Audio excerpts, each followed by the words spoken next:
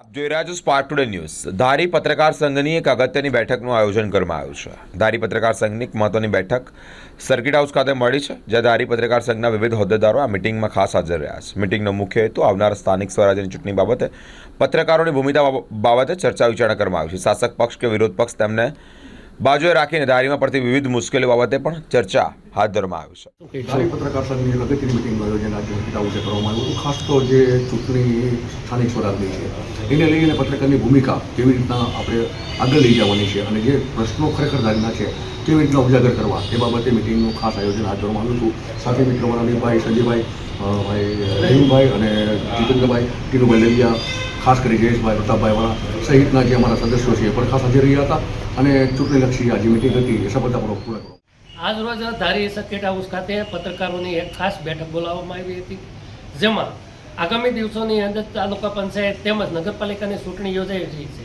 ત્યારે વિવિધ મુદ્દે ઉપર ચર્ચા વિચારણા કરવામાં આવી હતી। આ ચર્ચા વિચારણામાં તમામ પત્રકાર સંઘના પ્રમુખ, ઉપપ્રમુખ સહિતના વ્યક્તિઓ ખાસ આ મિટિંગની અંદર જોડાયા હતા। મિટિંગનો હેતુ શું હતો?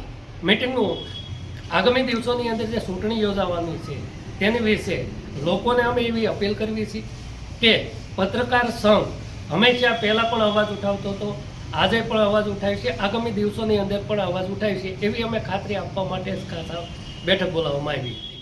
ધારી નગરપાલિકા તેમજ સ્થાનિક સ્વરાજ્યની ચૂંટણી જ્યારે આવી રહેલી છે આગામી દિવસોમાં, ત્યારે પત્રકારોની ભૂમિકા અંગે જે ધારીના લોકલ પ્રશ્નો છે, તાલુકાભરના જે લોકલ પ્રશ્નો છે એ પ્રશ્નોને ઉજાગર કરનારો પત્રકાર, આમ જોઈએ તો શાસક પક્ષ અને વિપક્ષની વચ્ચે જે ચૂંટણી જંગ જામેલો છે હાલના દિવસોની અંદર અને તડામારીની તૈયારીઓ કરી રહેલા છે, ત્યારે આ અંગે પત્રકારોની ભૂમિકા